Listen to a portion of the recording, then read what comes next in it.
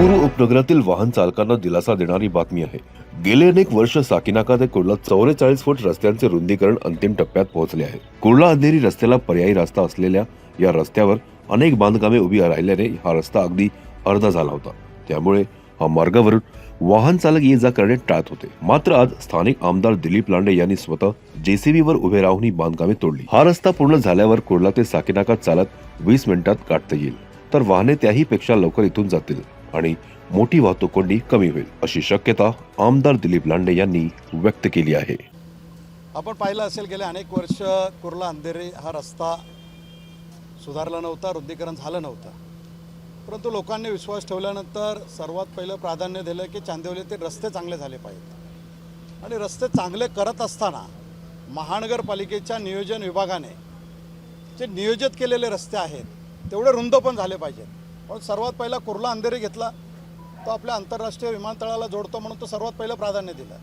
त्याचबरोबर मी ज्या विभागात गेले अनेक वर्षापासून राहतो त्या विभागातील लोकांचा आशीर्वाद प्रेम माझ्या डोक्यावरती आहे आणि म्हणून तो रस्ता हा रुंदीकरण झाला पाहिजे। तो 22-30 फूट होता, तो 44 फूट करण्याचा प्रयत्न केला आणि तो रस्त्याची पाहणी केली असता माझ्या असं लक्षात आलं की साकीनाका जंक्शन ते कुर्ला स्टेशन याला जोडणारा जो हा रस्ता आहे, पाईपलाईन रस्ता, हा 44 फूट रुंद आहे। महानगरपालिकेच्या नियोजन विभागामध्ये हा 44 फूट दाखवलेला आहे, कागदावरती होता, परंतु लोकांच्या सेवेसाठी लोकांसाठी तो रस्त्यावरती नव्हता। म्हणून माझ्या विभागामध्ये हा रस्ता साकीनाका ते कुर्ला स्टेशन, साकीनाका विभागातील लोक असतील, चांदिवली विभागातील लोक असतील, या कुर्ला स्टेशनला जोडणारे कालिना विधानसभा असेल, कुर्ला विधानसभा असेल, या लोकांना कुर्ला स्टेशनला ये-जा करण्यासाठी हा रस्ता अत्यंत गरजेचा होता। परंतु हा रस्ता रुंदीकरण होत नव्हता, प्रशासन झोपा काढत होतं। म्हणून प्रशासनाला जागा करून, प्रशासनाला विश्वासात घेऊन हा रस्ता रुंदीकरणाचं काम बाधित गाळाधारकांना विश्वासात घेतला। त्यांच्या म्हणण्याप्रमाणे महानगरपालिकेच्या माध्यमातून त्यांना मोबदला दिला, त्यांना जागा पाहिजे असेल तर जागा देण्याचा प्रयत्न केला।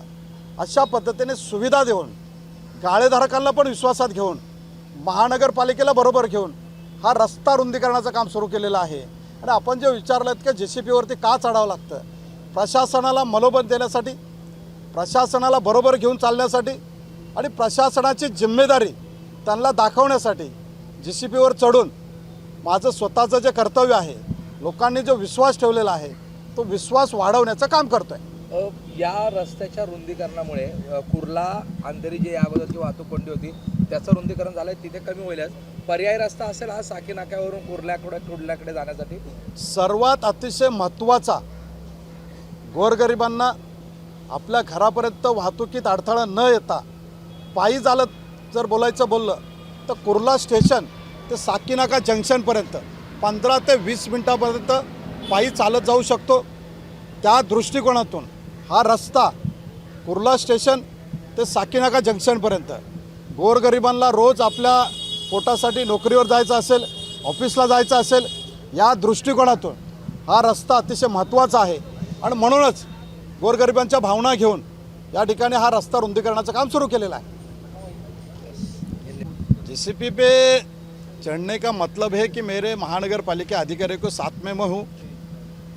लोगों को मालूम होना चाहिए कि अपना विधायक अपने विकास के लिए हमारे साथ में है, बीएमसी के अधिकारी को लेकर साथ में काम कर रहे हैं और यहाँ के जो गालाधारक है उनको भी विश्वास में लेके, उनके मन के अंदर जो सपना है वो जो महानगरपालिका हो, महाराष्ट्र शासन हो, इनके तरफ से जो सुविधा चाहती है उनको विश्वास में लेके ये रास्ता रुंदीकरण का काम कर रहा हूँ। और ये कुर्ला अंधेरी का रास्ता पूरा होने के बाद पाइपलाइन हा रास्ता साकीनाका जंक्शन से कुर्ला स्टेशन तक है। भाई जब काजूपाड़े का रास्ता रुंदीकरण किया उस वक्त प्लान पे देखा तो ये रास्ता साकीनाका जंक्शन से कुर्ला स्टेशन तक है। ये गोरगरीब लोगों को कुर्ला स्टेशन तक वाहतूक में रुकने की ज़रूरत नहीं है, यहाँ पे चल के आ सकते हैं। जो रिक्शा से आने के लिए उनको आधा घंटा लगता है, वही चल के आने के लिए उनको 15 से 20 मिनट लगेगा। इसलिए ये रास्ता गोरगरीब के लिए, मेरे रहने वाले लोगों के लिए, जिनका विश्वास, जिनका आशीर्वाद मेरे सर पे है, उनके दिल में रहने के लिए ये रास्ता बनाना बहुत ज़रूरी था। इसलिए आज महानगर पालिका अधिकारियों को साथ में लेके जीसीपी में खड़ा रख के रास्ता रुंदीकरण का काम कर रहा हूँ। दिलीप मामा आगे बढ़ो, हम तुम्हारे साथ हैं, दिलीप मामा आगे बढ़ो, हम तुम्हारे साथ हैं। शिवसेना जिंदाबाद शिवसेना जिंदाबाद। दिखाई दे रहा है मामा। जहाँ चौड़ाईकरण किया गया, थोड़ा कार्रवाई की पार्किंग गई हो रही है। अभी तो पार्किंग वहाँ पे लगी जा रही है, उस पर किस तरह कार्रवाई करेंगे आप? मेरा ये सोच है कि जब रास्ते रुंदीकरण हो जाएगा, ये बीएमसी की जिम्मेदारी पूरा होने के बाद हमारे महाराष्ट्र शासन के वाहतूक विभाग की जिम्मेदारी रहेगी। उनको साथ में लेके ऐसे कोई अगर अनधिकृत पार्किंग करते हैं उनको कायदेशीर कार्रवाई करके ये कभी भी हटा सकते हैं, लेकिन सबसे पहला रास्ता रुंदीकरण होना जरूरी है।